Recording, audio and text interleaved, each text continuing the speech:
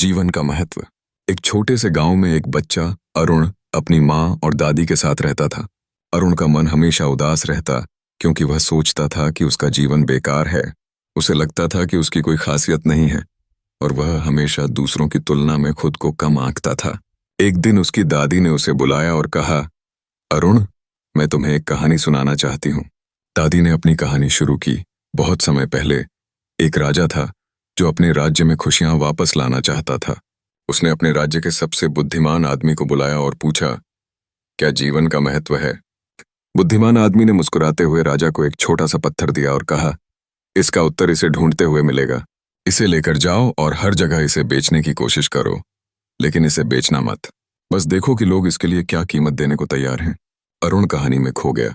दादी ने आगे कहा, राजा ने वह पत्थर लेकर बाजार में जाकर इसे फल वाले को दिखाया। फल वाले ने कहा, मैं तुम्हें इसके बदले 10 केले दूंगा। राजा ने मना कर दिया और आगे बढ़ गया। फिर वह एक जौहरी के पास गया। जौहरी ने उसे देखते ही कहा, यह तो बेशकीमती हीरा है, मैं इसके बदले तुम्हें लाखों रुपए दे सकता हूं। राजा ने तब समझा कि चीजों का महत्व उनके असली पहचानने वाले के पास होता है।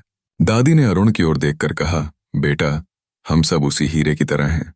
जब तक हम अपनी पहचान और मूल्य नहीं समझेंगे, तब तक हम खुद को सस्ता समझेंगे। जीवन का महत्व तभी समझ आता है जब हम अपनी खासियत को पहचानें और उसका सम्मान करें। अरुण ने गहरी सांस ली और कहा, दादी, मैं भी अपने जीवन का महत्व समझने की कोशिश करूंगा। उस दिन से अरुण ने खुद पर विश्वास करना और अपनी क्षमताओं को पहचानना शुरू किया।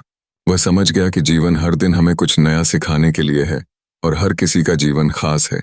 निष्कर्ष, जीवन का महत्व हमें अपनी विशेषताओं को पहचानने, खुद पर विश्वास करने और हर पल को पूरी तरह जीने में है।